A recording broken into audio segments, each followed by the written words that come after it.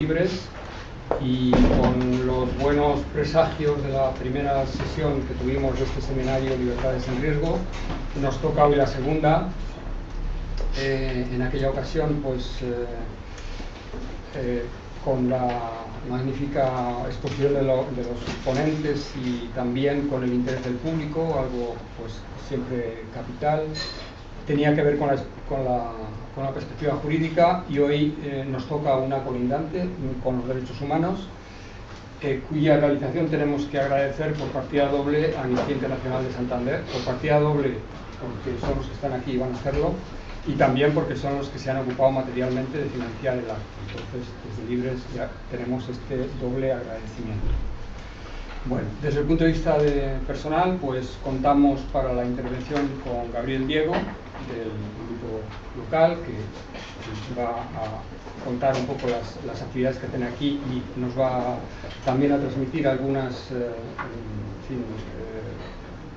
experiencias alentadoras de cosas que han ido saliendo. Y por parte del secretariado estatal está Virginia Álvarez, que es investigadora en la sección en España, trabaja en el departamento de campañas e investigación, es responsable de área de política interior y derechos humanos, y es la autora de uno de los informes más completos sobre un tema crucial, España, el derecho a protestar amenazado, que está disponible en internet y que pues yo creo que es una fuente, como los repertorios de Amnistía, técnicamente impecable, y también desde el punto de vista pues, de los movimientos sociales muy útil, ¿no? Entonces, muchas gracias a los dos por estar aquí. Gabriel Diego contará un poco la experiencia local, y Virginia se ocupará de las cuestiones de fondo y tendrá un poco el papel principal en la intervención. El formato del acto, entonces, son unas intervenciones rápidas de Gabriel y mía, luego la sesión, el plato fuerte, que correrá a cargo de Virginia, y luego el turno de preguntas, que es una parte esencial de los objetivos del seminario, y pues, yo creo que siempre lo que, digamos, fija los intereses principales. Bueno, entonces yo voy a hacer una especie de flash de por qué hemos elegido esta sesión, es decir, por qué los derechos humanos. Es una interpretación subjetiva, que me compromete a mí que la he hecho, y es muy breve, pero la voy a leer porque es apenas un poco más que una cita. Dos apuntes para un flash sobre la centralidad de los derechos humanos. Aunque el primero es histórico y el segundo sociológico, guardan muchas relaciones entre sí. El histórico. Venimos del 25 aniversario de la caída del mundo, el 9M. El año -14, en 1975, 35 países, incluidos los del bloque del Este, firmaron los acuerdos de Helsinki. Su tercer pilar estaba dedicado a los derechos humanos y a las libertades fundamentales, entre ellos la libertad de expresión, que fue invocada por el movimiento de los disidentes y en Europa Central, y en particular por el grupo de los checoslovacos a partir de la Carta 77, que tuvo un papel fundamental en la legitimación ideológica. Y lo que se refiere a la libertad de movimientos no es, desde luego, ajena a las movilizaciones que condujeron al salto del muro, que fue el preámbulo para su caída simbólica y arquitectónica, ¿no? Los derechos humanos sirvieron entonces para deslegitimar a unos regímenes que se habían degradado hasta el punto de tener que levantar muros para impedir la salida de sus ciudadanos. En la Guerra Fría, Occidente utilizó, a veces instrumentalizó, la bandera de los derechos humanos, seguramente la única bandera que merece ser seguida. Entonces el mundo rico era el mundo libre, pero desde la caída del muro esa bandera ha empalidecido y somos la mayoría menos de lo uno y de lo otro. Creo que hay dos grandes hitos en esta pérdida de vigencia del programa de los derechos humanos. El primero, la respuesta a los atentados contra las Torres Gemelas desde el marco del choque de civilizaciones. Eso nos viene, pues, esas escenas que conocemos de Abu Ghraib, Guantánamo, las prisiones secretas y otras cosas que nos ha transmitido Wikileaks. Y la segunda cosa, menos épica, pero no menos importante en consecuencias, la crisis financiera global de 2008. Las dos están relacionadas, pero yo no toca aquí hoy entrar en ese asunto. Voy con el segundo apunte, el sociológico. Como consecuencia de la crisis financiera, se ha instalado algo que unos han denominado fundamentalismo de mercado, otros totalitarismo blando, y hay denominaciones, en fin, anejas. En todo caso, se observa una clara regresión en la agenda de los derechos humanos, una involución apreciable me parece, en los tres planos o generaciones del esquema básico que propuso Karel Basak en 1977, las tres generaciones. Entre los flancos que se asocian con los derechos humanos de tercera generación, y así por decirlo en letra muy gorda, voy a destacar cuatro para que veamos el entonces y el ahora. En primer lugar, la caída en la escala de las prioridades de las preocupaciones que tienen que ver con el cambio climático, por no hablar de la generalidad de los objetivos del milenio. En segundo lugar, en cuanto a la integración entre las zonas desiguales del planeta, la expresión tercer mundo ha desaparecido del mercado léxico, se ha convertido en un patio trasero para la deslocalización, donde siguen aumentando las desigualdades y desde donde se ejerce una presión nada sutil sobre las condiciones laborales del norte. Tampoco hace falta explicarlo. En tercer lugar, la desigualdad provoca migraciones masivas frente a las que, ahora que celebramos la caída del muro, seguimos levantando muros no menos vergonzantes que el de Berlín, aunque les enmascaremos con vallas y les pongamos nombres musicales. Por último, los embates contra la jurisdicción universal y las amenazas, algunas en fin, muy creíbles, de países importantes, de salir de las instituciones internacionales de derechos humanos. Eso con respecto a los derechos humanos de tercera generación. La crisis está dejando sentir su mayor impacto con consecuencias estructurales que no van a cambiar con la alteración de los índices, de los parámetros macroeconómicos en el pilar de los derechos llamados de segunda generación. Si pasamos revista a los artículos de la Constitución española que los contempla, leo algunos: la educación, el artículo 27, el trabajo, el 35, la negociación colectiva, el 37, la salud, el 43, la vivienda, el 47, la justicia gratuita, el 119, o la prevalencia del interés general, el 128, observaremos cómo ha quedado el paisaje después de la burbuja de Lehman Brothers y de las estrategias de Jean-Claude Juncker, para citar a dos personajes separados, a dos figuras separadas. Bueno, en tercer lugar, esos ataques a los derechos sociales que salieron de lo que se llama el contrato social posbélico, una parte de ella ligada a la pedagogía de Auschwitz, no puede llevarse a cabo en las condiciones actuales sin dislocar lo que se puede llamar la infraestructura de legitimación, es decir, los derechos y libertades fundamentales que integran el bloque de los derechos humanos de primera generación. Las libertades en riesgo, que es como se llama este seminario, es un buen rótulo porque denota la amplitud de una calamidad que no es nada natural. Lo llamativo, entre el contraste de los lenguajes del viejo y el nuevo desorden, es, a mi entender, que entonces el radar de los derechos humanos inspiró iniciativas cívicas emancipadoras, mientras que hoy los titulares del mando, que yo llamo la plutocratura, parece que se han apropiado también del radar y nos impiden tener un mapa adecuado de la magnitud de la catástrofe. Creo que el que haya desaparecido Educación para la Ciudadanía de los planes de estudio es una señal clara de este robo del propio radar, ¿no?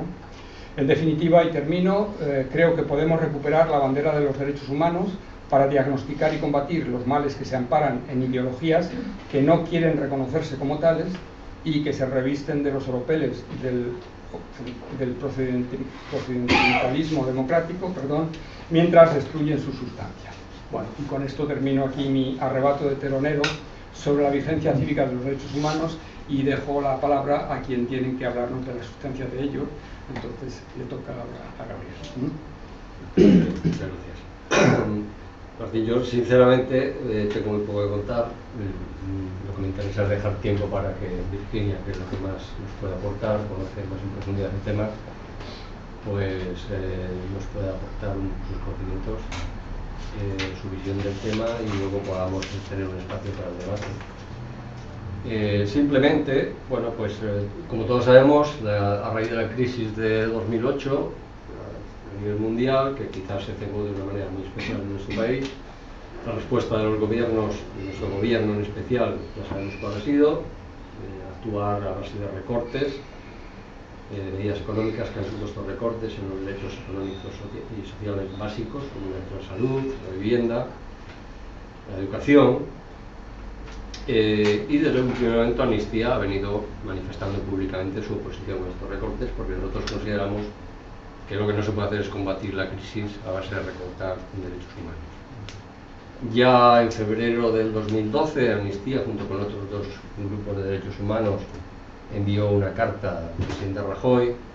Entre otras muchas cosas, le recordaba que en el año 2009 el Consejo de Derechos Humanos de Naciones Unidas exhortó a los Estados a que tengan presente que las crisis económicas y financieras mundiales no disminuyen la responsabilidad de las autoridades nacionales y la comunidad internacional en la realización de los derechos humanos. En octubre-noviembre de 2013, Amnistía España puso en marcha una acción prioritaria bajo el título Crisis económica en España, también con un objetivo claro, que era exigir al gobierno que ante la crisis económica no haga oídos sordos a las demandas de la gente y que garantice no vulnere los derechos humanos. Y en particular hacíamos especial referencia al derecho a la vivienda, a la salud y el derecho a manifestarse tanto de hombres como de mujeres. Bien, tras la publicación de este informe que nos enseñaba antes Martín, España, el derecho a protestar amenazado, a nivel nacional se puso en marcha una acción prioritaria en todo el Estado, bajo el título No pienso callarme, a través del cual lo que se reivindicaba fundamentalmente era que el Estado cumpliera con sus obligaciones, las autoridades españolas, de garantizar el derecho de reunión y manifestación pacíficas y la libertad de expresión. Y se recordaba también a las fuerzas y cuerpos de seguridad del Estado la obligación que tienen precisamente de proteger el ejercicio de estos derechos. Bien, yo como lo que quiero hacer es un poco poner de una manera de relieve lo que hemos hecho a nivel local, pues lógicamente nuestro grupo, el grupo local en Santander, que está formado por unas 12, 15, 20 personas quizás, pues evidentemente participamos de una manera muy activa en esta acción. Entre otras actividades, hicimos un acto público consistente, instalamos una mesa informativa en las puertas de la delegación del gobierno, enarbolamos allí las pancartas con los lemas propios de la campaña y recogimos firmas de los ciudadanos, firmas dirigidas al gobierno, explicando los motivos de la movilización y para que se estamparan esas firmas dirigidas al gobierno, exigiéndoles el cumplimiento de sus obligaciones. Tengo que decir que la respuesta ciudadana fue lo que nosotros consideramos bastante positiva. En el conjunto, en los actos que celebramos en el contexto de esta acción, más de 700 personas se acercaron a nuestras mesas a estampar sus firmas, aparte de las personas que hayan podido hacerlo a través de la página web.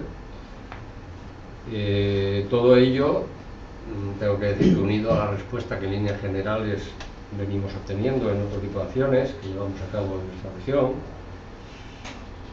a lo que yo también considero un índice bastante aceptable de afiliación a Amnistía en nuestra comunidad, que yo creo que andamos, si no me equivoco, de orden de 1000 socios, estamos ya muy próximos a los 1000 socios, uniendo a ello un hito que para nosotros ha sido muy importante, algo que llevábamos mucho tiempo reivindicando e intentando, que eso no existía, como es la formación de un grupo de acción en Torrelavega. Bueno, pues todo ello me lleva un poco a la conclusión, por lo menos a sentirnos medianamente satisfechos en lo que se refiere al grado de sensibilización y compromiso de nuestra sociedad, de la sociedad cántabra, en la causa de los derechos humanos, lo cual pues, nos reafirma en nuestra clara voluntad de seguir luchando en contra de las vulneraciones de derechos humanos y seguir afirmando que nosotros, cuando haya una violación, no pensamos en hacer. Y ya sin más, creo que es Virginia la que va a llevar el peso y tiene mucho que contarnos. Tiene la palabra. Bueno, en primer lugar, muchísimas gracias por la invitación. Estoy encantada de estar aquí y bueno, contaré un poco el trabajo que hemos hecho desde Amnistía Internacional en relación al derecho de libertad de reunión y expresión e información. Pero a mí lo que me gustaría también es propiciar un debate, ¿no? Que creo que al final suele ser lo más interesante y más constructivo. Para empezar, me gustaría empezar con un vídeo que ha realizado un periodista cuyo caso se recoge en este informe, Juan Ramón Robles, y que yo creo que puede ser un buen punto de partida para empezar la reflexión que me gustaría comenzar. ¿Puedes poner el vídeo? Dura muy poquito, está en la página web.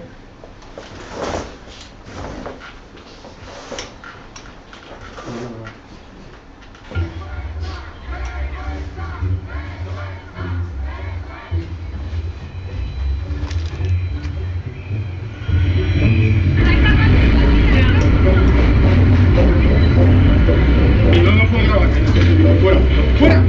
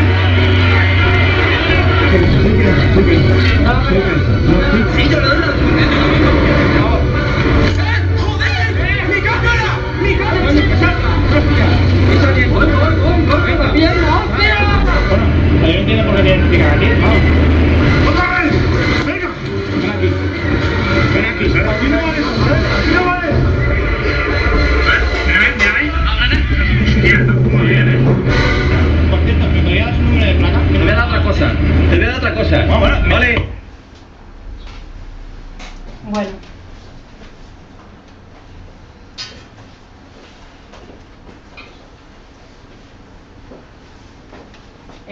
Cuando publicábamos en abril del 2014 este informe, hablábamos del derecho a protestar amenazado. No solamente el derecho a protestar está amenazado, como veis, el gobierno también quiere intentar que la protesta y los abusos policiales dejen de verse. Por eso me parecía importante empezar con esto para ver un poco cuál está siendo la evolución de las medidas que se están tomando en el gobierno. En septiembre del 2013 el gobierno aprobaba un proyecto de ley sobre el Código Penal que aún se encuentra en tramitación en el Congreso, y en verano de este año, en julio, se aprobó el proyecto de ley sobre la Ley de Seguridad Ciudadana, que está ahora mismo siendo discutido en el Congreso con la máxima celeridad. Estos proyectos no han nacido porque sí y no han sido objeto de una revisión normal de la legislación española, sino que responden a una petición por parte de las autoridades muy concretas, ¿no? Durante estos años hemos estado escuchando cómo diversas autoridades, sobre todo delegaciones de gobierno, incluso desde el propio gobierno, se ha estado hablando de la racionalización del espacio público, del uso del espacio público, la racionalización de la protesta. A lo que vamos es a realmente un panorama bastante sombrío, como no hagamos algo para remediarlo. Bueno, estamos hablando de derechos fundamentales, o sea, derechos que tienen la máxima protección en el derecho internacional de los derechos humanos, y es lo que está intentando atacar el gobierno. El derecho de libertad de reunión pacífica está recogido en el artículo 21 del Pacto Internacional de Derechos Civiles y Políticos, y también a nivel regional lo tenemos en el artículo 11 del Convenio Europeo de Derechos Humanos y también en el artículo 12 de la Carta de Derechos Fundamentales de la Unión Europea. Y todos estos tratados internacionales imponen a los Estados unas obligaciones muy claras. Primero es garantizar el ejercicio de este derecho, lo que implica que sus propios agentes no pueden violarlo, y por lo tanto este derecho no es objeto de restricciones salvo aquellas que son estrictamente demostrables, necesarias y proporcionadas, y persiguen un fin legítimo. También los Estados tienen la obligación de proteger este derecho frente a terceros y deben garantizar que se puede ejercer en la práctica. También el relator especial para el derecho de reunión pacífica, Maina Piai, también ha hablado y ha reiterado sobre la obligación positiva de proteger y facilitar el ejercicio del derecho de libertad de reunión, que va muy ligado y que no se puede separar del derecho de libertad de expresión y el derecho de información. Encontramos para cómo los Estados deben ejercitar o deben proteger este derecho, hay un documento muy bueno y muy recomendable para seguir, que son las directrices de la OSCE. Ahí hay toda una serie de buenas prácticas que, basadas en derecho internacional de los derechos humanos, establecen cómo los Estados deben seguir y cómo deben ejercer este derecho. También hay amplia jurisprudencia del Tribunal Europeo de Derechos Humanos que reconoce las diferentes formas que existen para poder manifestarse. Es decir, una manifestación no tiene por qué ser solamente andar por la calle, puede ser de muchísimas maneras, así está reconocido, puede ser de manera privada, de manera pública, y igualmente también ha reiterado en numerosas ocasiones que el derecho de reunión y el derecho de expresión debe tener la posibilidad de ser ejercido ante el público al que va dirigido, es decir, tiene que ser visto y oído ante el público que va dirigido. ¿Por qué digo esto también? Por toda la polémica que ha habido con scratches y el intento de limitar ciertas formas de protesta. Como veis, dentro del derecho internacional de los derechos humanos está muy armado el derecho de libertad de reunión pacífica y el derecho de expresión, y las medidas que está adoptando el gobierno están básicamente intentando vulnerar toda esta jurisprudencia ampliamente consolidada y todos los estándares internacionales ampliamente consolidados. Por bajar a España, el derecho de libertad de reunión también está reconocido en la Constitución española, en el artículo 21, y también el propio Tribunal Constitucional ha establecido que para muchas personas esta es la única vía existente o posible de participación en la vida pública, y por lo tanto debe ser muy protegido. Como sabéis, y por ir muy rápido, el derecho de reunión está regulado en una ley de 1983 y se complementa esta ley con la Ley Orgánica de Seguridad Ciudadana de 1992, que está actualmente en vigor, y que el artículo 16 establece que las autoridades deben tomar medidas para facilitar este derecho, proteger las manifestaciones, aunque también permite la posibilidad de restringirla en los supuestos específicos establecidos en el artículo 5 de la Ley Orgánica de la Ley de Libertad de Reunión, que sería cuando hay alteraciones de orden público, peligro para personas o bienes y utilización de, o se está utilizando, uniformes paramilitares. Bueno, a ver si no me pierdo con mis notas. Bueno, hasta aquí sería todo el entramado legal que estamos viendo, pero cuando Amnistía Internacional empezamos a seguir todo lo que está pasando a partir del 2011, sobre todo cuando la acampada en Madrid, pero ya vamos siguiendo que todas estas protestas, ¿no?, tienen un fondo, tienen un descontento por parte de la población, una crítica por todos los recortes, ¿no? La gente no está protestando porque sí, sino que hay una base muy fundamentada para toda esta protesta. Nos encontramos en primer lugar que empieza a haber problemas en la propia legislación española que no está adaptada a los estándares internacionales de derechos humanos. El primer problema que nos hemos encontrado es que en España no se permite la posibilidad de que haya una manifestación espontánea. Ante un hecho que ha surgido, no se permite que las personas de manera espontánea puedan movilizarse. La ley que regula el derecho de reunión lo que establece es que hay que dar un aviso de al menos 10 días cuando hay una concentración de más de 20 personas. Y sí que se establece la posibilidad de dar el aviso únicamente con 24 horas en aquellos casos donde no es posible avisar con antelación. ¿Cuándo son esos casos? No lo sabemos.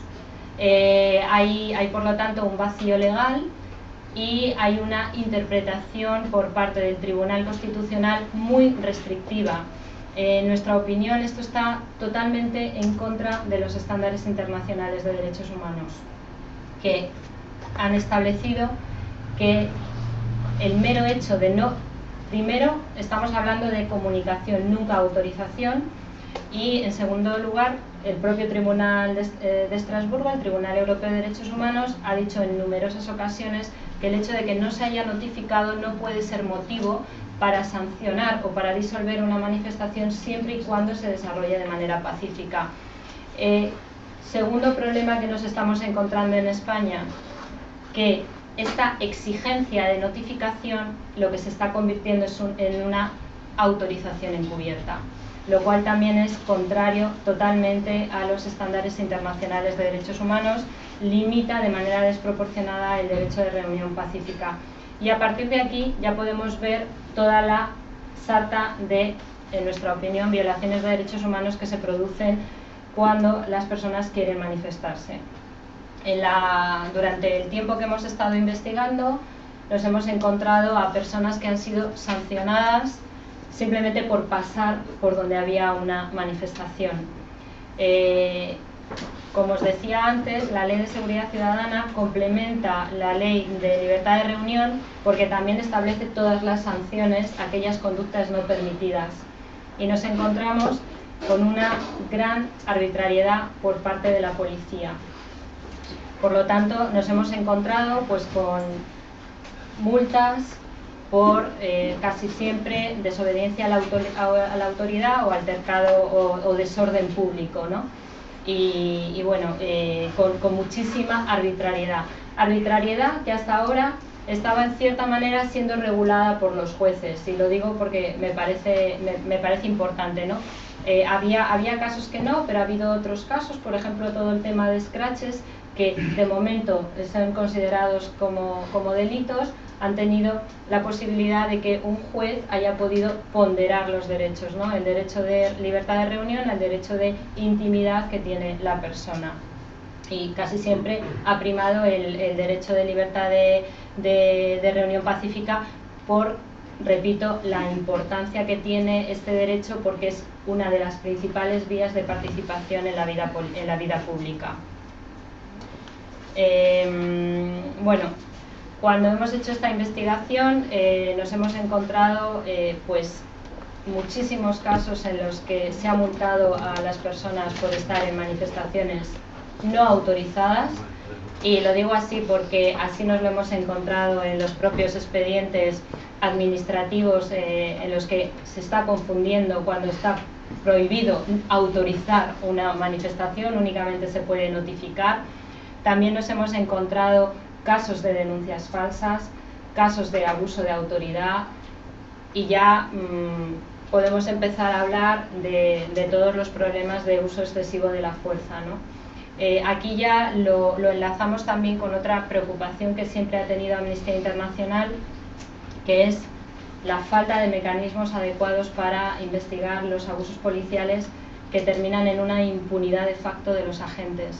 Los agentes saben que es muy difícil que una conducta abusiva por su parte vaya a tener cualquier reproche penal y se aprovechan bastante de ello.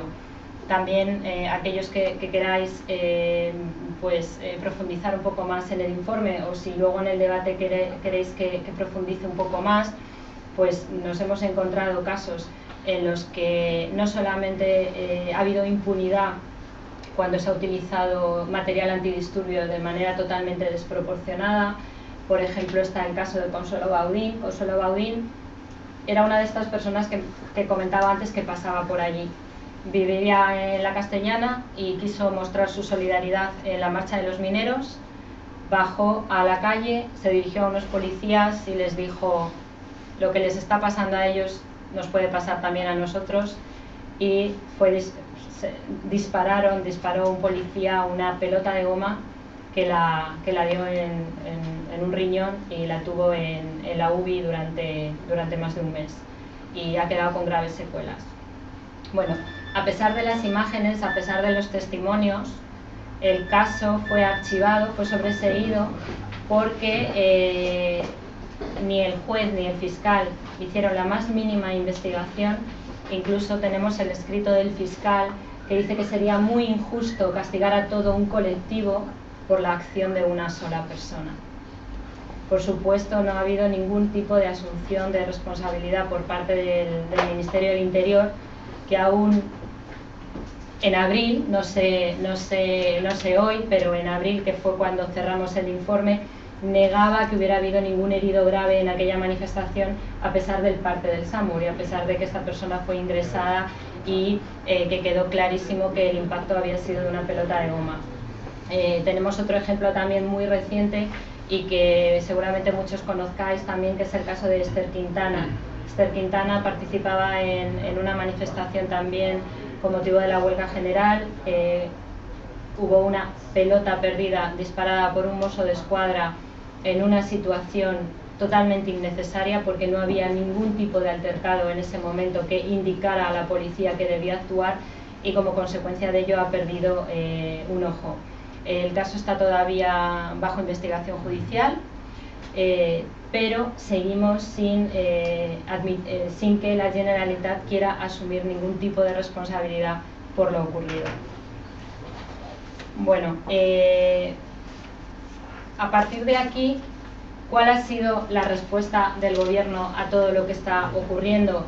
Porque todo lo que he estado contando no ha necesitado ningún tipo de reforma legislativa. La investigación la empezamos en 2011, 2012 y principalmente 2013, cuando estaba Código Penal en vigor y Ley de Seguridad Ciudadana actual en vigor. ¿Cuál ha sido la respuesta de las autoridades? Más represión.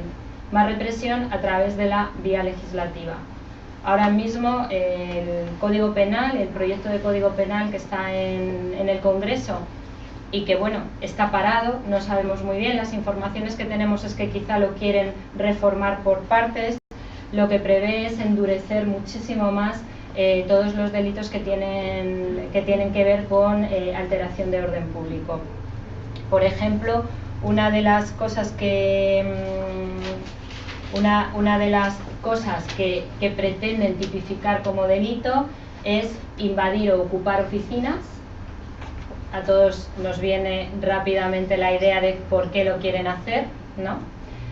Oficinas privadas, no públicas, ¿eh? Estamos pensando en bancos y es un clarísimo ataque o es una clarísima forma de reprimir a la plataforma de afectados por la hipoteca.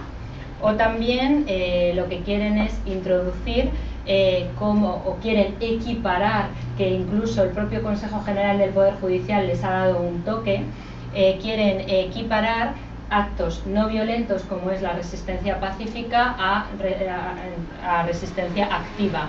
Lo quieren equiparar.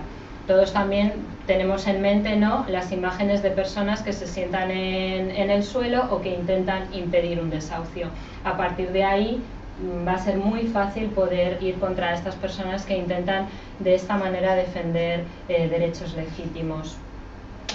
Y también hay otro detalle que desde nuestro punto de vista es muy preocupante y que también da una idea de cuál es la idea de este gobierno a la hora de reprimir la protesta, que es que agrava los delitos cuando se producen en el contexto de manifestaciones. En el Código Penal actual se produce una agravación del delito cuando se produce en eventos en los que hay gran cantidad de gente. Bueno, pues no lo digo literal, no me acuerdo exactamente, pero esa es la idea, ¿no? Cuando hay una gran concentración de personas. Está pensándose más en casos en los que pueda haber algún tipo de conflicto en estadios de fútbol, etcétera, donde puedes poner en riesgo a muchas personas por la gran cantidad de confluencia de gente. Bueno, pues eso se ha cambiado por la palabra manifestaciones. Es decir, ya no vamos a necesitar una gran confluencia de personas. Una manifestación, si se produce un altercado en una manifestación de 30 personas, ya estaríamos hablando de un delito agravado si hay algún tipo de conato violento. Por lo tanto, yo creo que el panorama se presenta bastante preocupante, ¿no? Si la reforma como tal sale adelante. Luego también la otra respuesta que ha habido por parte de las autoridades ha sido la modificación de la Ley Orgánica de Seguridad Ciudadana.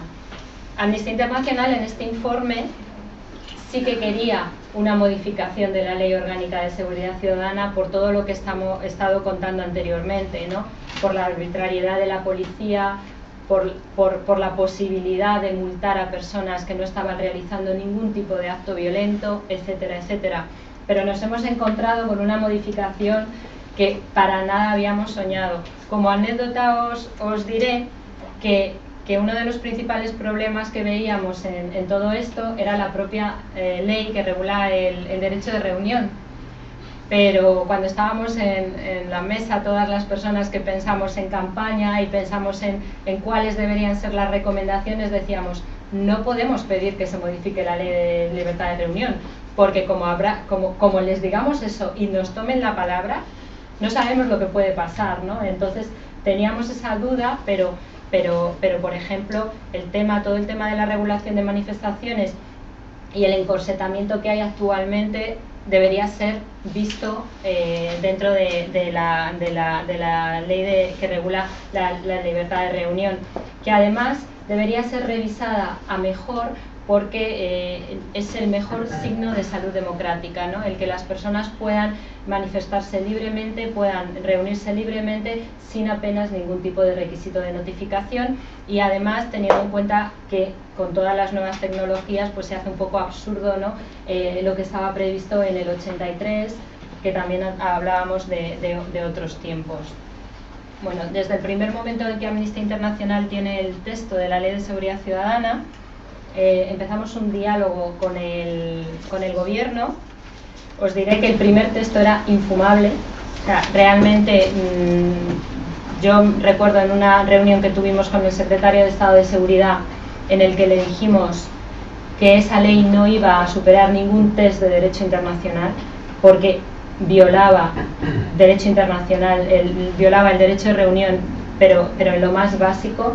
Y el nuevo texto que han presentado ahora ha mejorado en la redacción, pero sigue teniendo aspectos para nosotros muy preocupantes. Uno de los principales aspectos que para nosotros es de preocupación es, y vuelvo al vídeo, que amplía muchísimo más, si cabe, los poderes de la policía.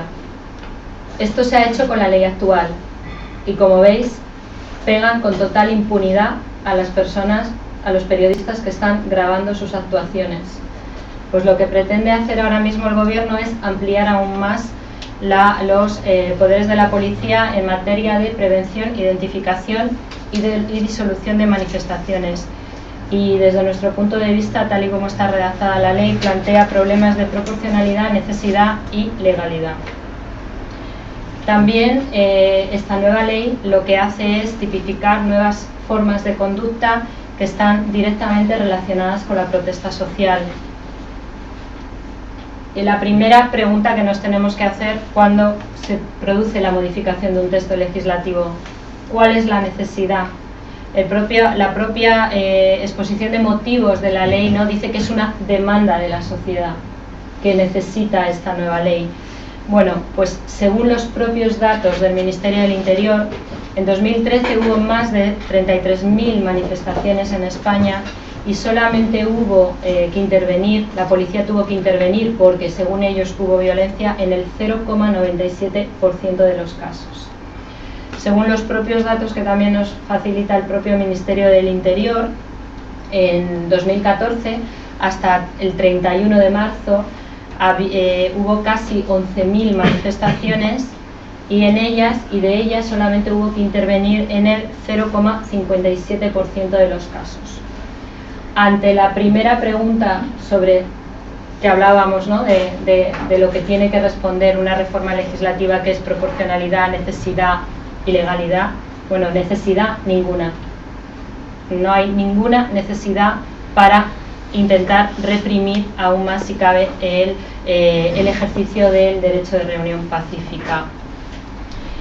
Luego, ¿qué pretende esta ley?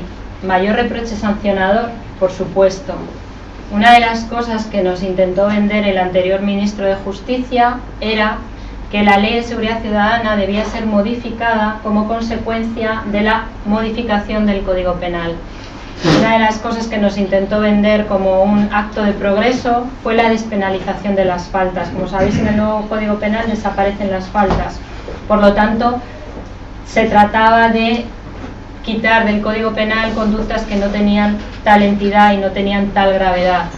Pero realmente nos han engañado una vez más, porque ahora lo que han hecho es quitarnos la posibilidad de tener tutela judicial efectiva. En la mayoría de los casos en los que se han judicializado los escraches, por ejemplo en el caso famoso de la vicepresidenta del gobierno, fueron absueltos porque el juez pudo ponderar, se vio que había sido una manifestación pacífica y que no había producido ningún daño a la persona a la que iba dirigida. Por otro lado, existe numerosa jurisprudencia del Tribunal Europeo de Derechos Humanos en la que se apoyó el juez, diciendo que aquellos personajes públicos deben estar sujetos a un mayor grado de protesta que un ciudadano anónimo o privado. Por lo tanto, el caso fue archivado. No la sanción, por cierto, que era de 1.000 euros a aquellos que fueron identificados. También esto es un hecho curioso. Cuando el juez considera que no ha habido ningún tipo de delito, sí que continuó toda la sanción administrativa a los que se consideró organizadores. Eso es uno de los principales problemas que hay. También nos han vendido que la Ley de Seguridad Ciudadana tenía menor reproche. Mentira, porque las faltas en el Código Penal pueden ser ponderadas y no tienen por qué ser siempre sanciones económicas de tipo pecuniario, sino que el juez también puede modular y en muchos casos pues puede, según la capacidad económica de la persona, pues decidir qué tipo de pena puede cumplir. Aquí estamos hablando de sanciones pecuniarias y, como sabéis, una de las cosas que también hace la Ley de Seguridad Ciudadana es aumentar la cuantía de aquellas que son leves. Que son la gran mayoría que están relacionadas con la protesta ciudadana, son sanciones, pues como decía antes, alteración de orden público o de desobediencia a la autoridad. Otra de las cuestiones que tenemos en la nueva Ley de Seguridad Ciudadana es que hay un aumento desproporcionado de sanciones. Hemos pasado de 27 actuales a 47. Y 21 son de nueva creación, muchas de ellas muy relacionadas con la protesta. Solamente 9 son derivadas del Código Penal. Como decía antes, Gallardón lo que nos dice es que hay que modificar porque aquellas sanciones que desaparecen del Código Penal necesitan todavía cierto reproche y por eso lo meten ahí. Bueno, tenemos 21 nuevas, de las 9 que han sido transferidas desde el Código Penal. Y luego ya por último, no quisiera olvidarme de un aspecto importantísimo desde mi punto de vista, que es que el Gobierno no ha dado puntada sin hilo, si me permitís la expresión, con la modificación de la ley de tasas. La ley de tasas no es aplicable a todos aquellos, a los temas penales, a la vía penal, pero sí a la vía contencioso administrativa. Nos encontramos entonces en el que el ciudadano que ve que es sancionado por el ejercicio de un derecho fundamental, por el ejercicio de un derecho humano, es sancionado, tiene que agotar la vía administrativa. Sabéis que el gobierno, la administración puede ejecutar, que nada le impide ejecutar si así lo considera, pero si el ciudadano está convencido de que tiene el derecho de su parte, quiere posteriormente ir a una vía contencioso administrativa, que puede tardar un tiempo considerable y que, como todos sabéis, si no hay un pago pronto y voluntario, se va incrementando la cuantía con los intereses de demora, etcétera, etcétera, nos encontramos también que la persona tiene que enfrentarse al pago de tasas. Está clarísimo cuál es el objetivo que tiene el Gobierno en esto, es desincentivar a la persona para que recurra y para que reclame sus derechos. Al final, también estamos hablando de quiénes son las principales personas o la mayoría de las personas que están saliendo a la calle a protestar, aquellos que más han visto recortados sus derechos, aquellas personas que son más vulnerables, y contra ellos se está dirigiendo toda esta reforma principalmente. En cuanto a ejemplos desproporcionados que encontramos en la ley, te voy a pedir si me puedes poner hemos hecho una... No se ve entero, ¿no? Qué pena. Espera que lo intento. Bueno, como podéis ver, hemos hecho un análisis de las enmiendas, estamos trabajando ahora mismo con el Congreso y bueno, estas son nuestras peticiones y este es el caso que nos han hecho básicamente. En rojo están, como veis, PP no nos ha hecho caso absolutamente nada. Y si os dais cuenta, a mí me parece interesante, los partidos que tienen posibilidad de gobernar son los que están en rojo. Yo creo que es bastante significativo también. En rojo son, pues a la hora de presentar enmiendas, aquellos aspectos que nosotros considerábamos que violan derecho internacional de los derechos humanos, porque esa es nuestra perspectiva, no vamos a entrar en otro tipo de matización. Y esto es, bueno, pues básicamente la respuesta que hemos tenido por parte de las autoridades. Es una pena, no se ve entero y no se ve quién es quién a la hora de cuando vemos más abajo. Bueno, en cuanto...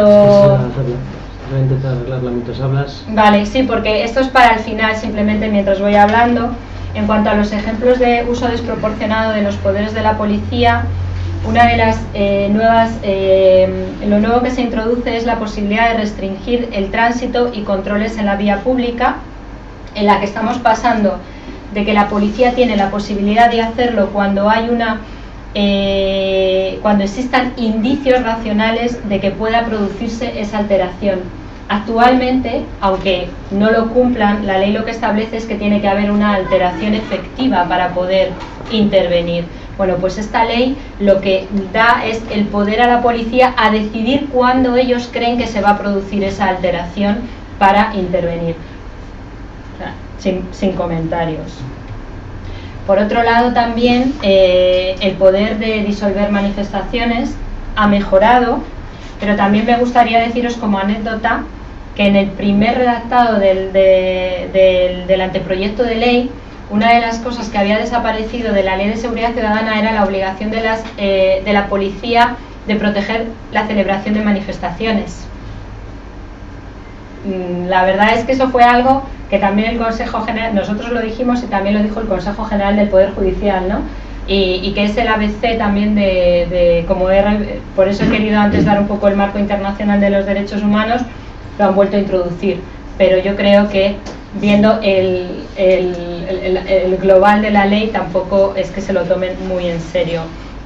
Pero bueno, la verdad es que sí que nos preocupa la amplia discrecionalidad que tienen ahora mismo la policía para poder sancionar o multar a los que consideren promotores, y también nos preocupa que no esté claramente especificado cuándo la policía puede disolver una manifestación, por lo que estamos pidiendo es que haya también clarísimos protocolos de actuación que actualmente son inexistentes. Otro de los aspectos que también nos preocupa es que la ley introduce limitaciones amplias y generales, que también va totalmente en contra de los estándares internacionales de derechos humanos e incluso, yo diría más, en contra de la propia jurisprudencia del Tribunal Constitucional, en el que establece que cada vez que se limite el derecho de reunión tiene que ser visto caso por caso, no puede haber prohibiciones generales. Bueno, pues esta ley introduce una prohibición general, que es, por ejemplo, la imposibilidad de manifestarse en lo que son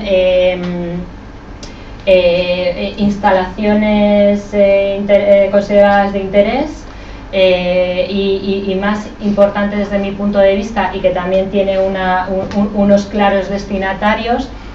No se puede manifestar uno sin permiso, o sea, sin notificación, pero tal y como he explicado antes, para nosotros, tal y como está ahora mismo establecida la notificación, equivale a una autorización encubierta. No se puede hacer ningún tipo de manifestación ante el Congreso, ni siquiera cuando no está reunido. Ahora mismo sabéis que hay una protección cuando está reunido, pero lo que pretende esta ley es que no se pueda hacer manifestaciones si no han sido previamente notificadas ante el Congreso. Una de las preguntas que hemos hecho al Ministerio del Interior y que todavía no nos ha contestado es que nos explique cuál es el bien jurídico a proteger cuando el Congreso no está reunido. Todavía no nos han contestado, pero como podéis ver está en rojo, no nos han hecho caso tampoco, ¿no? PNV tampoco, y PSOE en cuanto al Congreso sí que lo ha admitido, no en cuanto a reuniones en infraestructuras e instalaciones. Infraestructuras e instalaciones es un clarísimo ataque a una organización con amplia trayectoria en defensa de derechos como es Greenpeace. A partir de ahora, Greenpeace está en una situación muy complicada. Greenpeace, claro que era denunciada, pero casi siempre iba por la vía penal y por lo tanto no había consecuencias jurídicas. A partir de ahora se acabó. Se despenaliza y se pueden enfrentar a 600.000 euros de multa. Se les cierra la boca, clarísimamente. Cuando pasó lo del Congreso, pues no pasó nada, porque se vio que no había sido violento, que no se había puesto a nadie en peligro. Los jueces archivan. A partir de ahora van a tener que tener mucho cuidado, y yo creo que es realmente peligrosa la situación que se está creando, ¿no?, con toda esa reforma. Luego también otra de las cuestiones que yo creo que son muy preocupantes en cuanto a lo que se ha presentado en la ley son las restricciones a la libertad de información. El gobierno lleva intentando muchísimo tiempo intentar restringir la libertad de información, porque, por ejemplo, las imágenes del 25S dieron la vuelta al mundo y le hizo mucho daño. Y desde entonces están intentando ver cómo pueden limitar eso. El derecho de información no solamente lo tienen que ejercer periodistas. No sé si os habéis fijado que en el vídeo decía uno: ponte el chaleco, ponte el chaleco. Los periodistas no tienen por qué ponerse ningún chaleco, no tienen por qué identificarse. Si se quieren identificar es por su propia seguridad personal, pero no tienen obligación de hacerlo. Simplemente, si ellos deciden querer ir identificados precisamente para que se respete y para que en el caso de que haya un conato violento se sepa que ellos realmente están ahí informando, pero no tienen ninguna obligación. De hecho, cualquier persona, cualquier ciudadano, tenemos derecho de libertad de expresión e información. También hay amplísima jurisprudencia internacional y los estándares internacionales de derechos humanos son bastante claros. Diré que el Comisario Europeo de Derechos Humanos ya ha manifestado su preocupación ante, ante toda la ley en general, pero ante esto especialmente. La OSCE, como os comentaba antes, las directrices de la OSCE que establecen todos los criterios que deben seguir los gobiernos y que todos los gobiernos en cierta manera aceptan seguirlos, salvo el español, dice clarísimamente que no debe impedirse a los participantes o a terceras partes fotografiar la labor policial. El relator de derechos humanos, el relator de libertad de expresión creo que es, no estoy segura, un relator, ahora mismo no recuerdo cuál, sí que ha enfatizado la labor que han tenido activistas, defensores de derechos humanos, periodistas, a la hora de poder sacar a la luz violaciones de derechos humanos cometidas por las fuerzas de seguridad. Esto es una de las cosas que el gobierno quiere limitar. Es cierto que el gobierno lo que ha intentado es matizar y lo que dice es que sin perjuicio del derecho a la libertad de información, pero se podrá limitar cuando ponga en riesgo la operación policial. ¿Cómo entendemos eso? ¿Cuándo se va a poner en riesgo la operación policial? ¿Cuándo se decide? ¿Quién lo decide para que yo pueda ser multado con 30.000 euros por haber recogido imágenes y haberlas difundido? Volvemos a lo mismo. La arbitrariedad y la discrecionalidad llega a límites muy preocupantes, y muy preocupantes porque no hay ningún tipo de control superior, sale del control judicial. Porque ya por finalizar todo este rollo que he soltado, no hay ningún tipo de mecanismo de rendición de cuentas. Cuando pasó lo del 25S, yo no sé si recordáis las imágenes, Juan Ramón era el periodista que corría detrás de los policías, y ahí se ve también cómo le rompen la cámara, le rompen el micrófono. Él iba corriendo detrás de los policías, los UIPs, las fuerzas especiales que van con estas pistolas que llevan que es la misma pistola tanto para pelotas de goma como para salvas, para ruido nada más, ¿no? Pero es la misma. Entonces, cuando a ti te están disparando con eso, tú no sabes si dentro hay una pelota de goma o solamente es una salva. Bueno, yo no sé si recordáis las imágenes en las que se ven varios policías disparando desde arriba, en la estación de cercanías, hay que bajar unas escaleras, se ponen a disparar. O sea, el pánico que crearon fue espectacular, porque nadie sabía lo que estaba pasando, ¿no? Teóricamente ellos iban persiguiendo a unos manifestantes que se habían escondido, pero lo cierto es que fue una actuación totalmente desproporcionada e indiscriminada.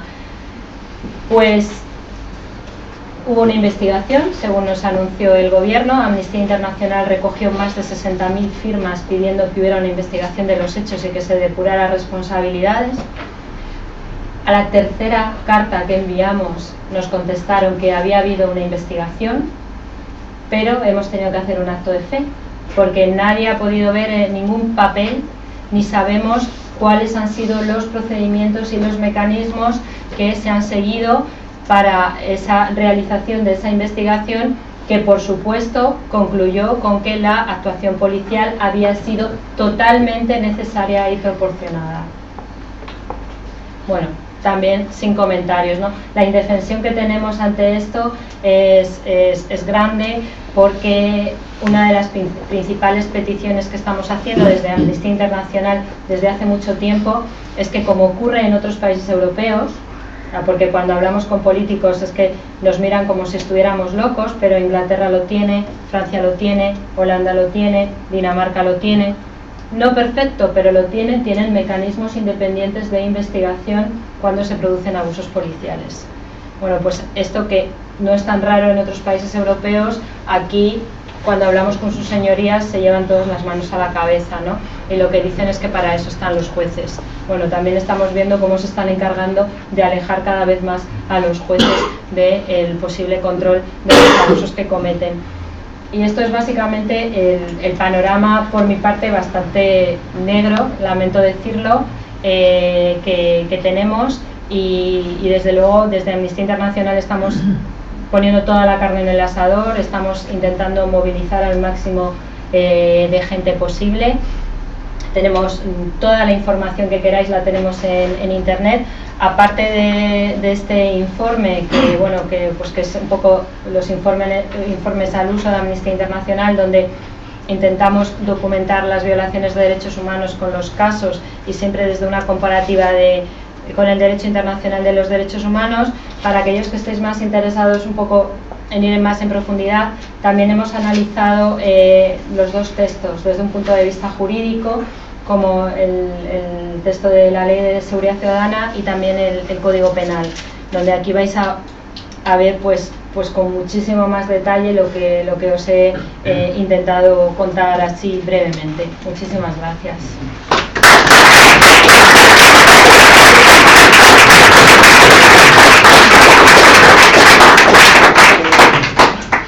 Bueno, muchas gracias, Virginia. Primero, seguramente ha habido un malentendido de horario, porque a lo mejor alguien teníamos el reloj puesto a las 7:30 en nuestras convocatorias habituales y pues, en fin, me disculpo por no haber, no sé cómo digo. En alguna información estaba a las 7:30 en la información del papel que hay por aquí, nada más. Pues pero yo me he dado cuenta solo cuando os he visto llegar algo y digo, bueno, pues aquí ha habido una cuestión de tal, así que, bueno, en fin, habéis oído a Virginia. Yo creo que el balance que nos ha hecho apuntaba completamente la sesión que hemos tenido el otro día por dos lados, ¿no?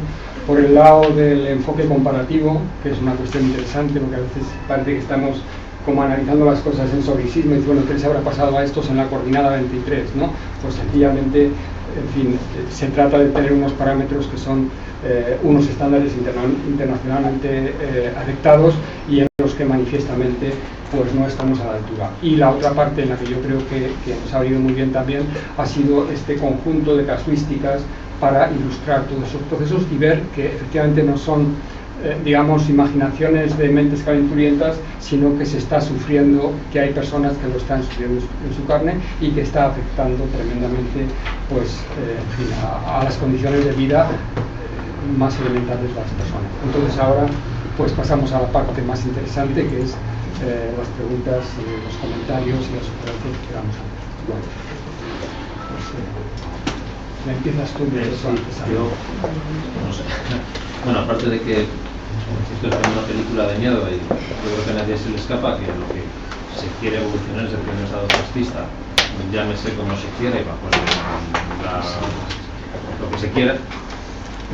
Como por otra parte viniendo de Gallardón, pues tampoco sorprende, pero bueno, uno esperaría que fueran un poco más sutiles. Digamos, porque tú el panorama que presentas es que con este gobierno se pasa todo por debajo de la pata.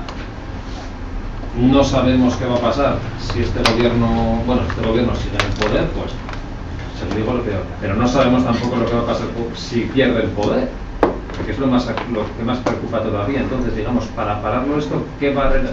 La primera pregunta es, ¿qué barreras nos quedan para parar todo esto? Me refiero que si a nivel de Consejo de Estado, de Tribunal Constitucional, etcétera, a nivel de cambio de gobierno.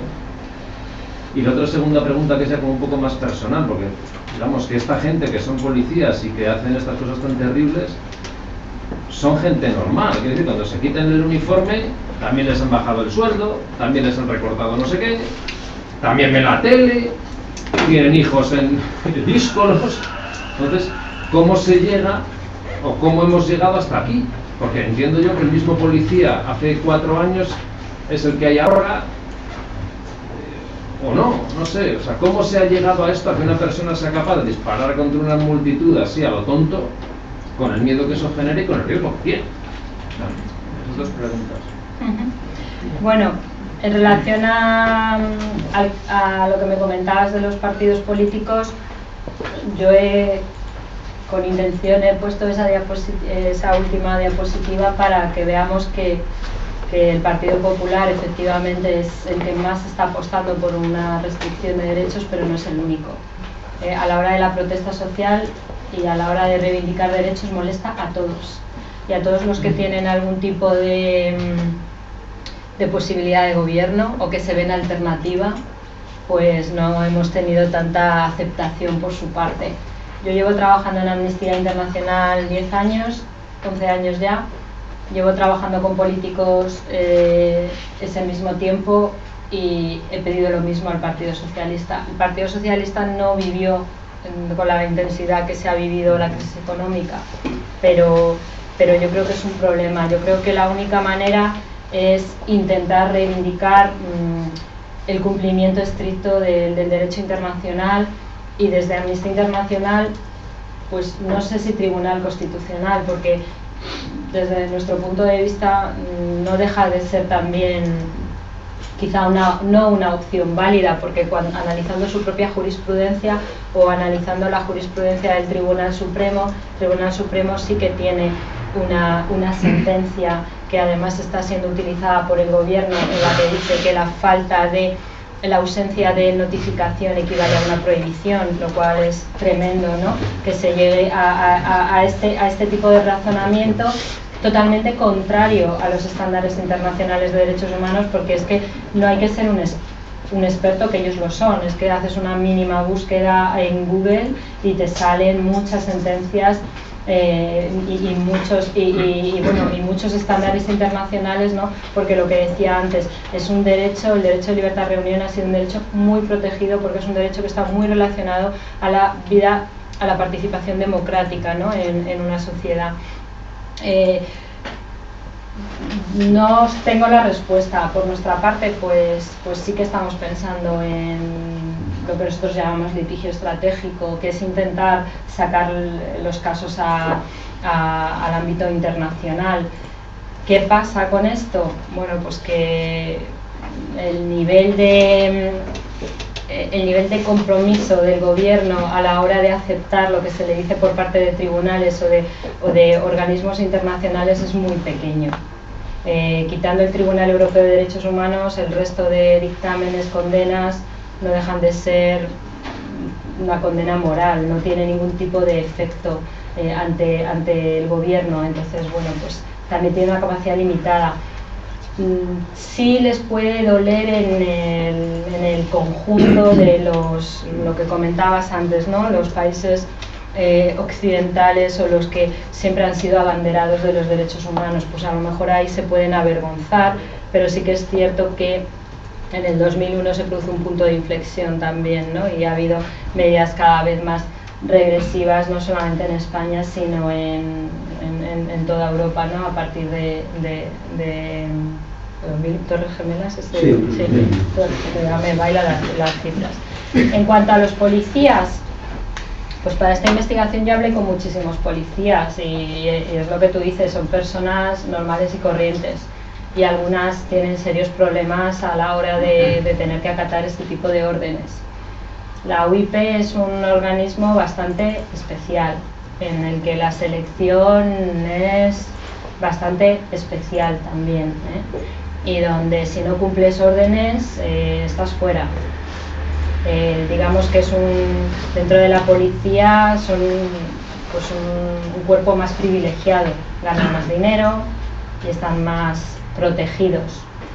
¿Qué pasa? Que nosotros hicimos hace 3 años un análisis de la formación en derechos humanos que recibía la policía, y nuestra conclusión es que era un suspenso. No hay tampoco mecanismos para depurar conductas contrarias a derechos humanos. Puede entrar gente maja, pero puede entrar gente no tan maja. Y sobre todo hace unos años se bajaron muchísimo los estándares para entrar en la policía, porque se necesitaba mucha policía. Esto fue denunciado por los propios sindicatos policiales. Cuando nosotros hicimos el análisis de la formación en derechos humanos, tuvimos en la mesa a un representante del SUB, que es el sindicato mayoritario de la policía, y también de la UGC, de la Asociación Unificada de la Guardia Civil, en la que precisamente se quejaban de la falta de formación en derechos humanos y de la poca importancia que se daba por parte de las autoridades. Yo creo que al final es un conjunto de todo, ¿no? También yo creo que el Ministerio del Interior necesita gente que piense poco y actúe y ya está. Pero esto ya es una opinión también muy personal, no de Amnistía Internacional.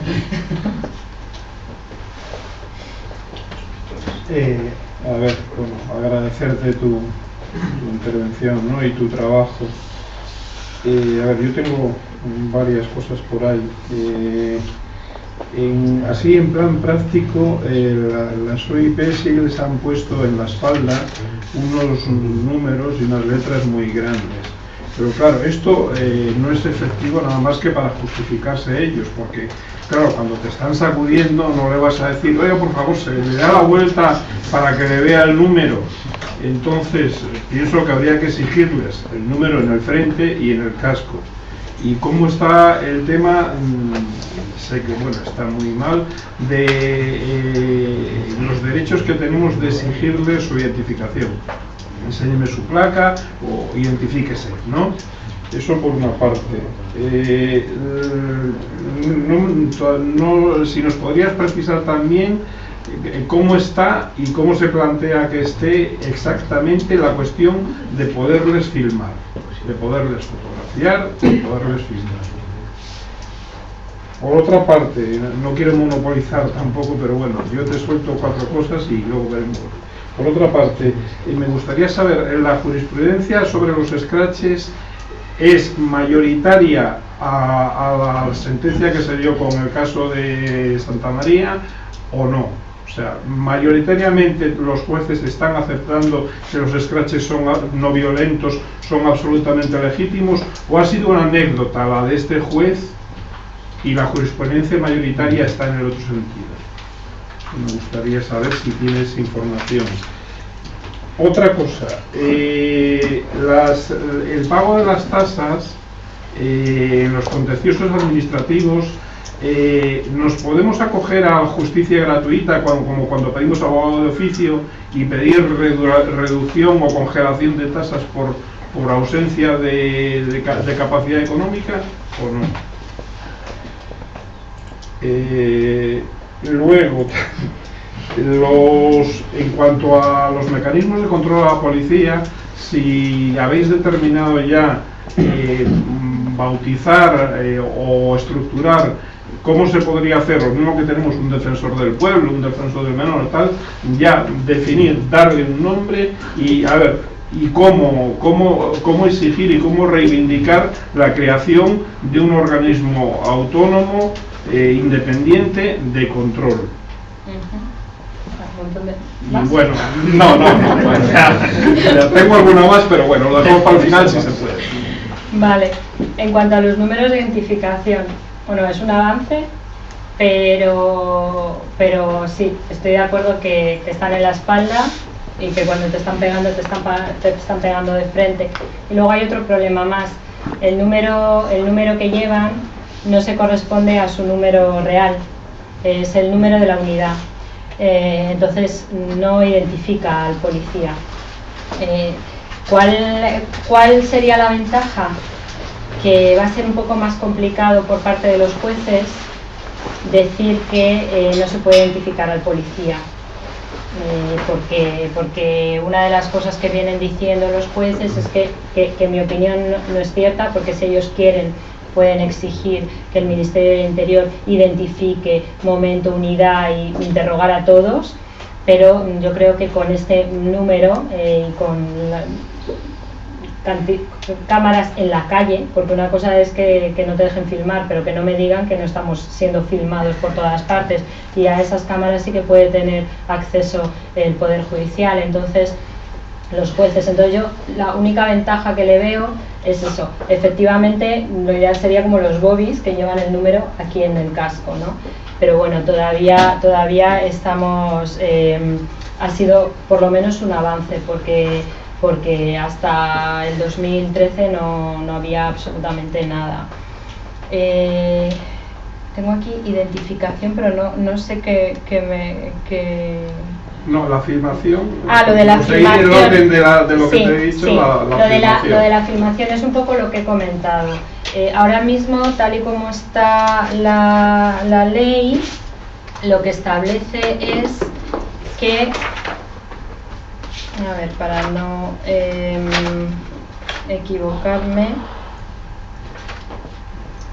ahora mismo lo que establece es que se sancionará el uso no autorizado de imágenes o datos personales o profesionales de autoridades o miembros de fuerzas de seguridad que puedan poner en peligro la seguridad personal o familiar o en riesgo el éxito de una operación.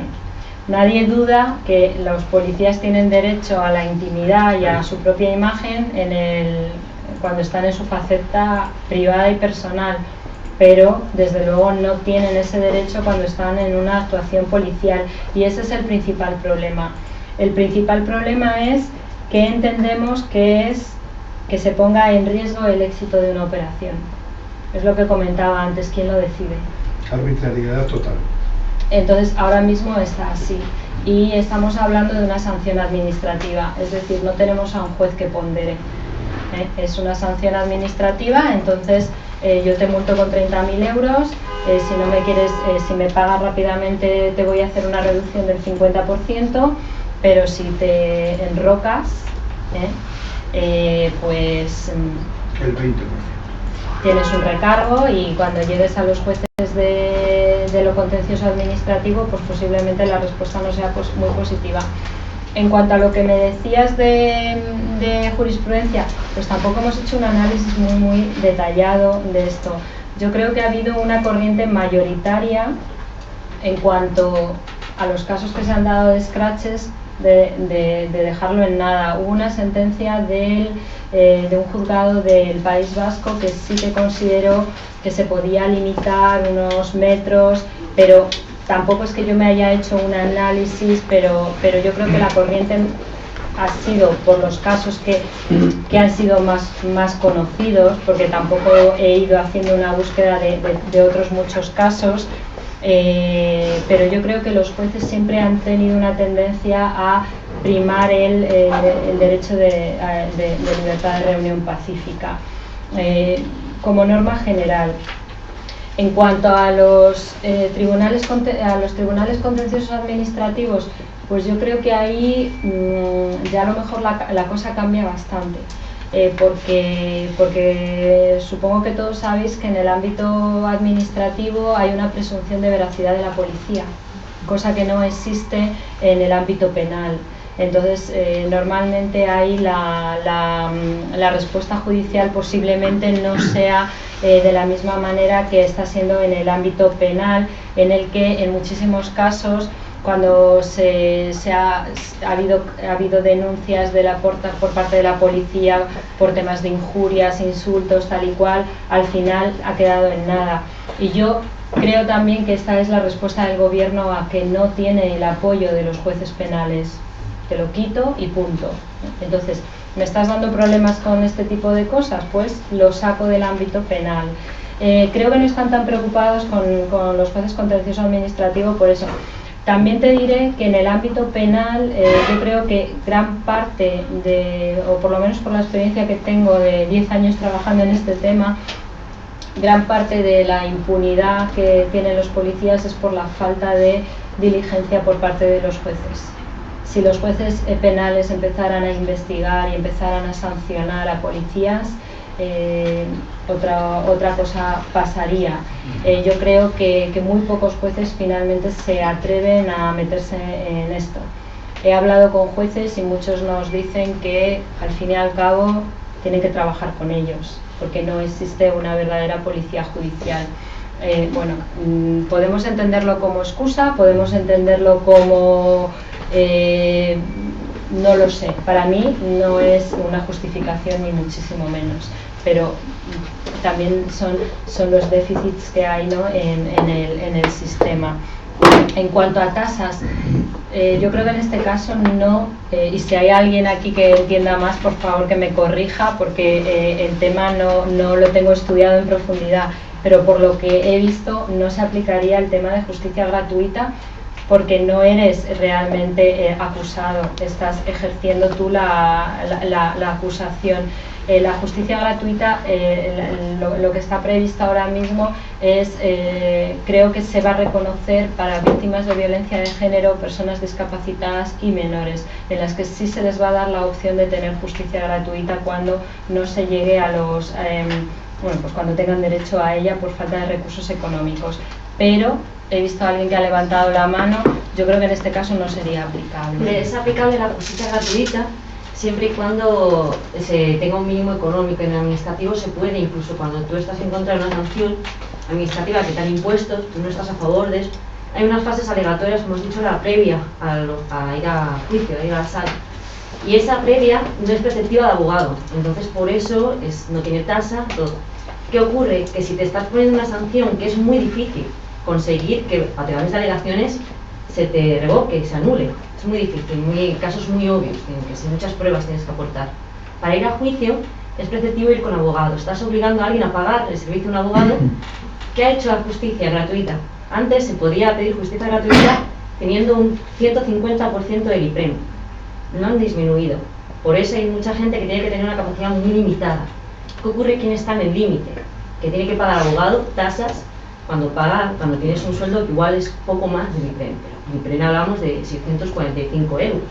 O sea, muy bajo para pagar a un abogado yendo a juicio. Y por supuesto se está creando una indefensión.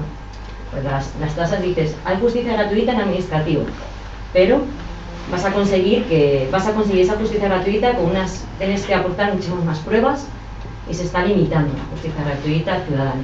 Y si suben las tasas ya es el brinco de la situación. Y luego ya, muchísimas gracias. Y luego ya en relación a los mecanismos, ¿cuándo fue? Me fallan las fechas.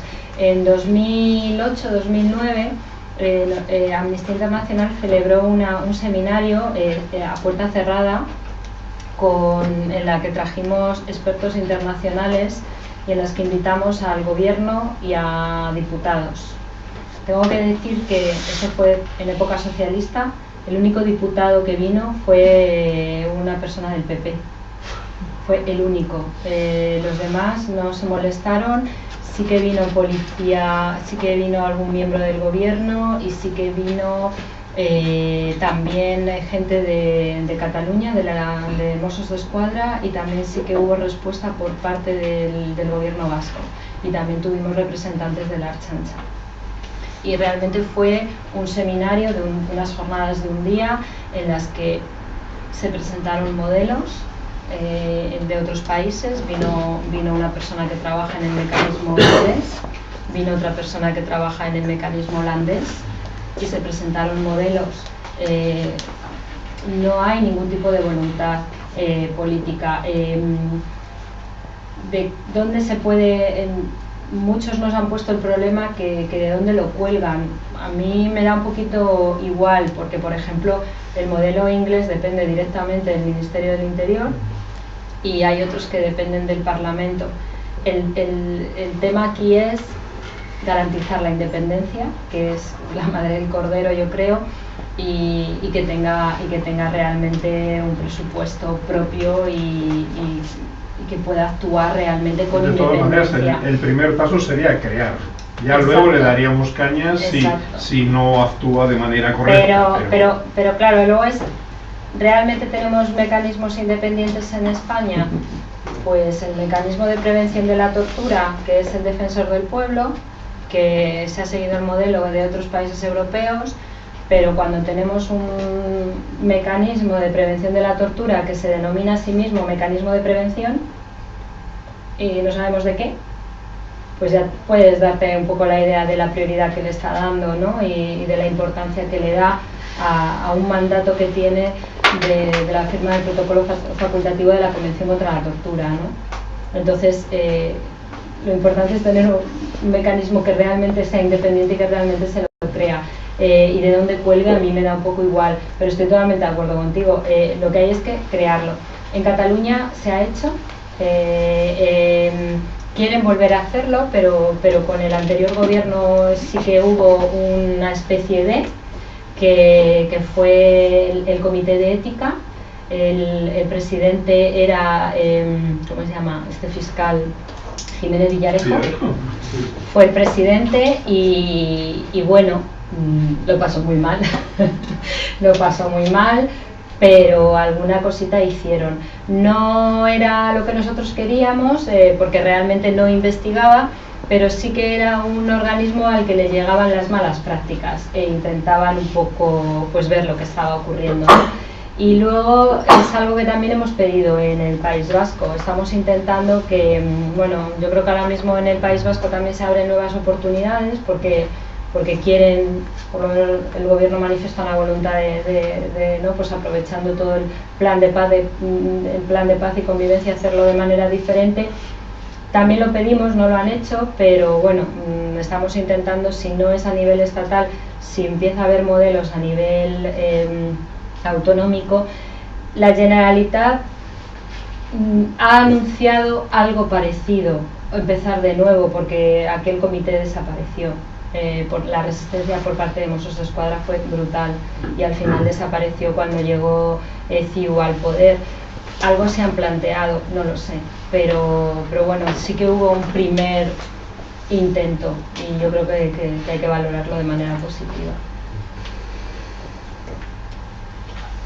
Yo te quería preguntar una cosa. En la Unión Europea hay muchas leyes y normas que son obligatorias transponerlas a la legislación, en este caso española. De las sentencias o de las leyes de las sentencias del Tribunal Europeo de Derechos Humanos, ¿por qué no tienen el mismo vigor? ¿Me entiendes? O sea, hay muchas normas, por ejemplo, de prevención, de seguridad, de muchas cosas, se tardaron 8 años, pero se transpusieron obligatoriamente a la legislación española. ¿Por qué en este caso no? Bueno, en este tema dentro del acquis comunitario no hay nada. O sea, por ejemplo, en todo lo que es actuación por parte de la policía no hay nada, por lo menos que yo sepa. Si hay alguien que me pueda decir, pero yo creo que no hay absolutamente nada.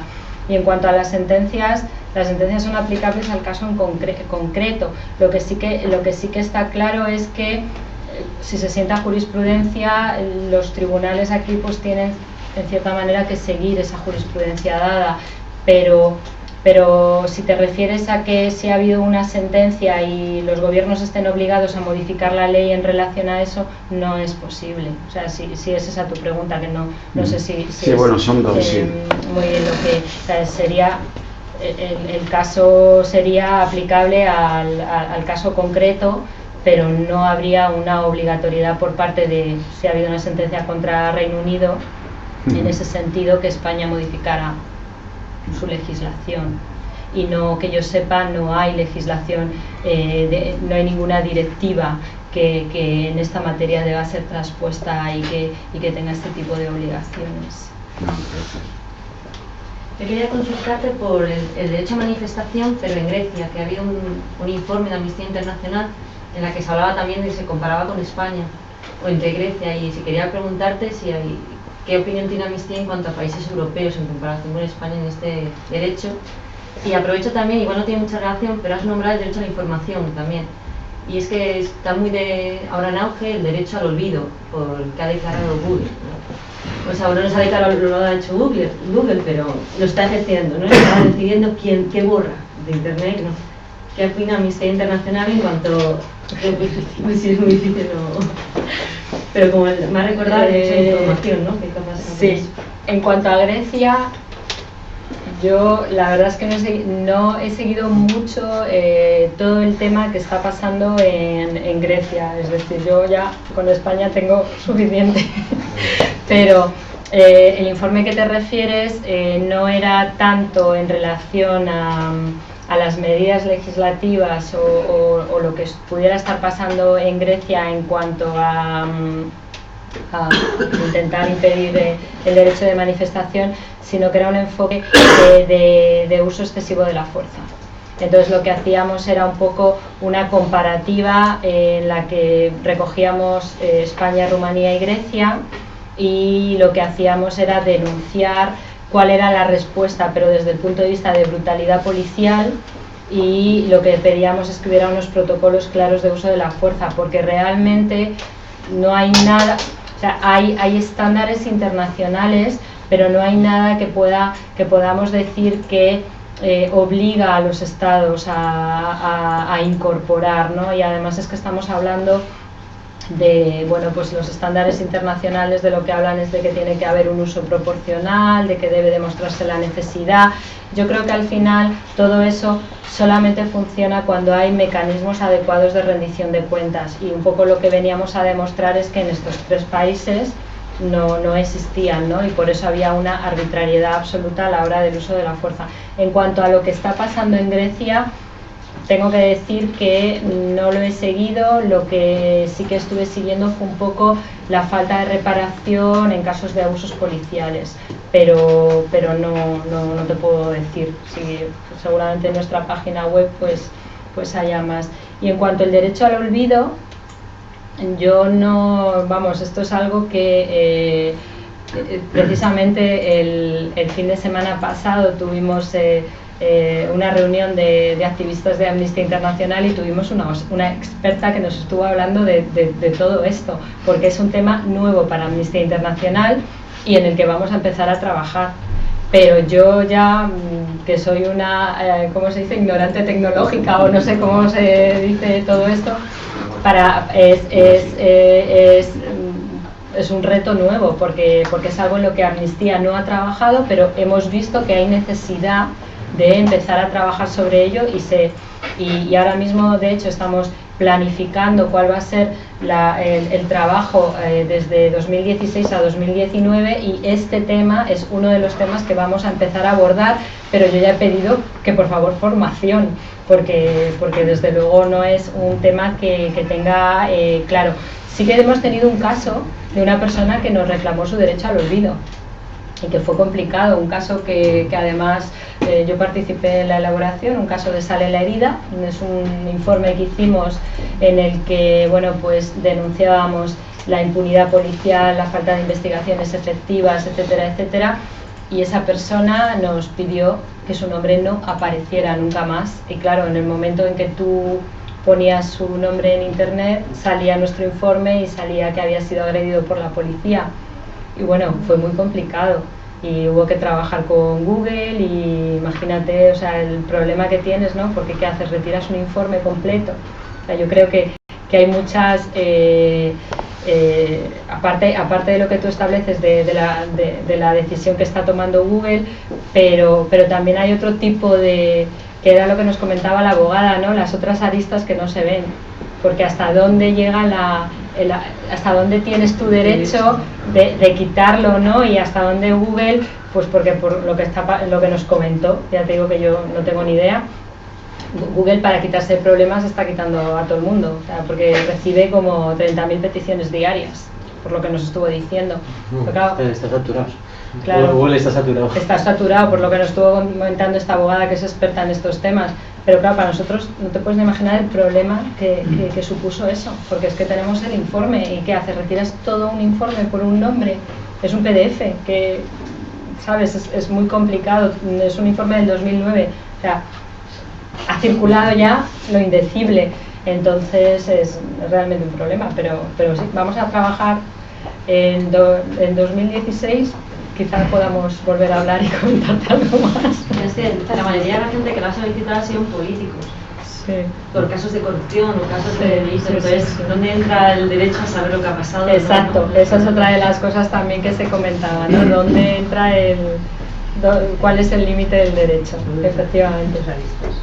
Una cosa es que cuando tú has comentado lo de la necesidad de hacer estas reformas y demás, has dicho que las autoridades eran el delegado del gobierno, que al fin y al cabo es el gobierno mismo.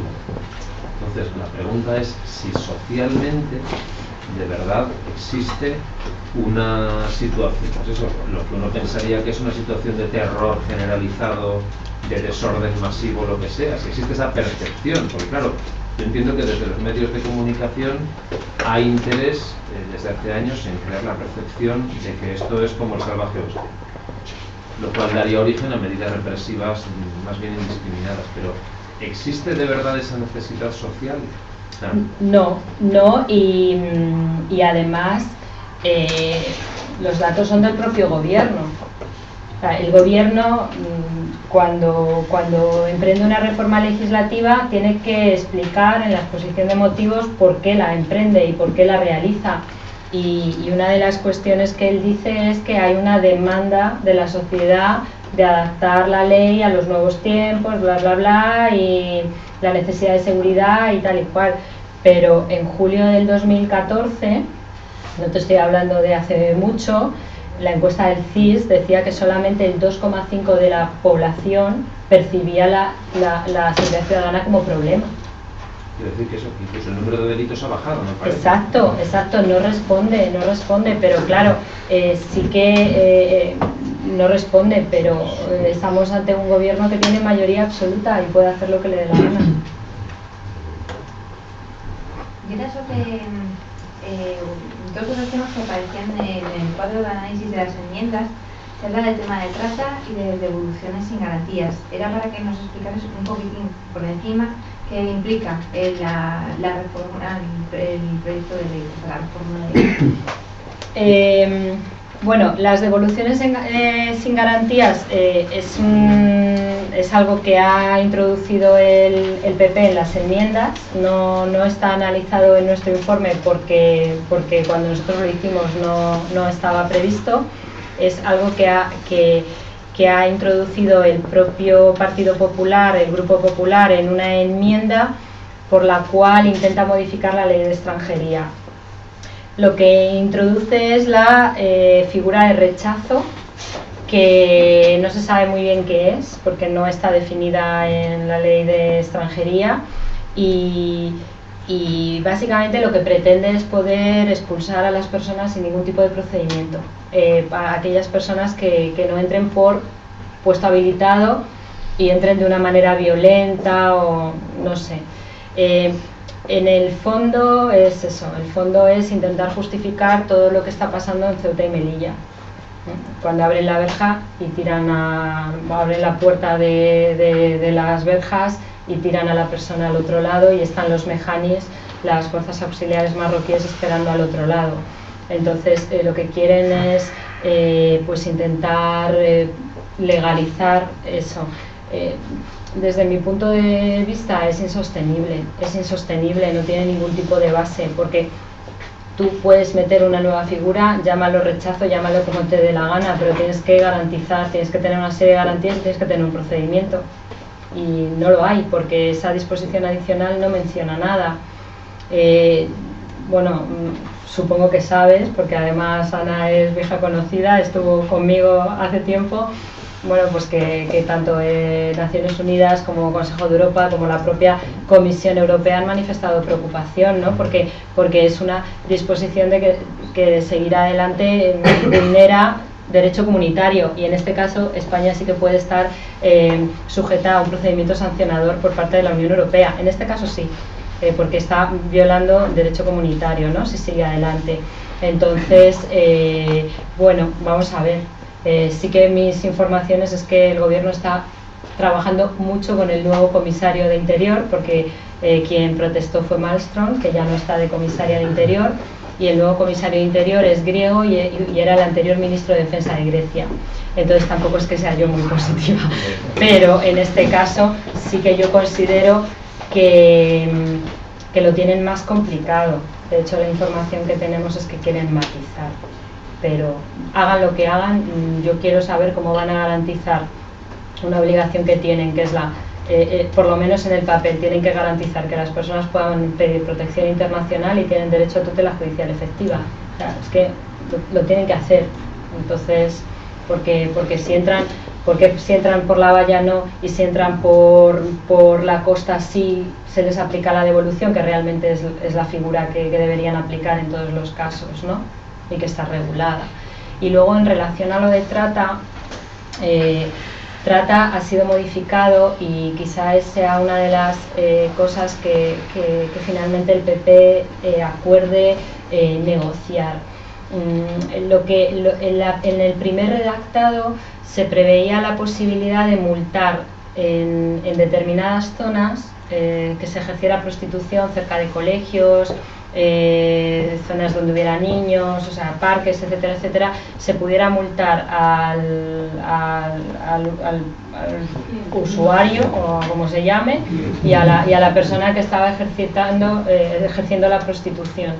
Hubo varias organizaciones de derechos humanos, varias organizaciones que trabajan en la Red Española contra la Trata, de la que nosotros somos entidad observadora, que alertamos de que lo único que iban a conseguir con esa medida era invisibilizar más a aquellas personas que estaban ejerciendo la prostitución de manera no voluntaria, que eran víctimas de trata, porque las sacabas, ¿no?, de la posibilidad, las estabas criminalizando.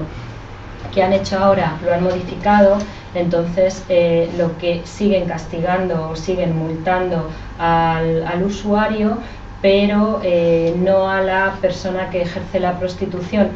Pero lo que hacen es que unos artículos más abajo, lo que hacen es que si a la segunda esa persona no se va, se la multa por desobediencia. Entonces al final el efecto es el mismo. Al final lo que estás intentando es quitarla del medio y invisibilizarla. Con las víctimas de trata las autoridades tienen que ejercer justo lo contrario, ¿no? Tienen que darles la posibilidad de precisamente protegerlas en el caso de que están siendo objeto de esta violación de derechos humanos. Y es así un poco como está, y bueno, se está negociando con el Partido Popular y yo creo que quizá en esto sí que sea lo único que quizá acepten algún tipo de modificación. Fernando, una pregunta que no es por corregir el trabajo de Martín. Virginia, tú eres la responsable en la sección española de la Amnistía Internacional de Política Interior. Es que no se había dicho hasta ahora y bueno, yo creo que es importante. Amnistía y alguien del equipo de Amnistía, ¿tenéis voz permanente en algún consejo asesor de algún tipo ante el Ministerio del Interior, no, ante el Parlamento? No, porque somos una organización completamente independiente. Por eso no somos parte de ningún consejo asesor, porque no estaríamos nunca de acuerdo con las decisiones que se tomarían en ese consejo. Entonces se nos ha invitado en algunas ocasiones, no con este gobierno, pero sí con el anterior, y nunca se ha aceptado, porque es la única. Permanente tampoco. ¿Como observador no sería interesante? No, en ese caso no, o sea, hemos preferido siempre, opinamos en todo aunque no nos inviten. Sí, claro. Pero siempre hemos considerado, o desde dirección se ha considerado, que la manera de garantizar la independencia es no perteneciendo formalmente a ningún tipo de mecanismo de asesoramiento al gobierno, porque es fácilmente manipulable también, ¿no? Esto ha sido validado por Amnistía Internacional y no porque se adopte por consenso. Si tú vas a una reunión, aunque solo sea observador, luego te van a meter en el saco. Ustedes estaban cuando lo aprobamos. Claro, por eso no se ha hecho nunca. De hecho, se nos invitó a formar parte del consejo del consejo asesor del mecanismo de prevención de tortura. Y sí que se valoró que a lo mejor era una oportunidad, pero no porque no puede ser juez y parte. Así que por eso decidimos no pertenecer. ¿En Naciones Unidas tampoco tenemos ninguna representación así formal? Yo creo que no, pero ahí a lo mejor estoy equivocada, pero yo creo que no. Sí que es una organización que por su prestigio tiene mucho peso ante organismos de Naciones Unidas, pero yo creo que no es tanto por pertenecer a, sino un poco por la trayectoria que ha tenido la organización, ¿no? Sin duda, en mi opinión, una de las mejores tradiciones de amnistía del año 61 del siglo pasado, que ya una gran capacidad de intervención, de prestigio y de formación, es decir, de información. Pero vamos, que ha mostrado en la práctica, en los hechos, que es una decisión absolutamente operativa para la defensa de los derechos humanos, porque a una capacidad de intervención, estás sometido siempre a escrutinio en lo que dices, en lo que haces, en lo que escribes. Estás sometiéndote siempre a, oiga, usted no ha informado bien, no ha investigado bien, y a la vez estás absolutamente ajeno a cualquier tipo de acusación o de manipulación o simplemente de proximidad excesiva.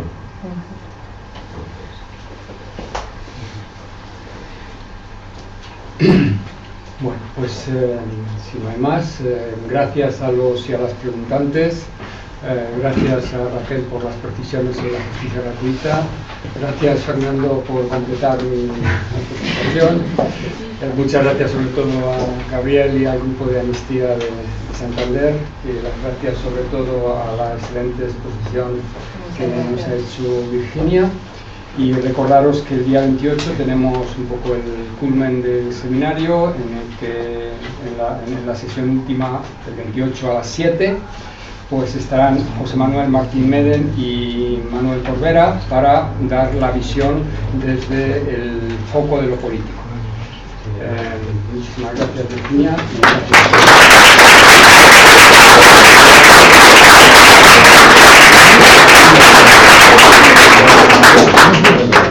Gracias por la asistencia. Recordaros que tenemos la caja de colaboración, que este es el que está nombrando Martín, que lo tenéis aquí para difundir, y que mañana tenemos jornada zapatista, tenemos una charla México 20 años después del levantamiento zapatista. Si os interesa, a las 7:30.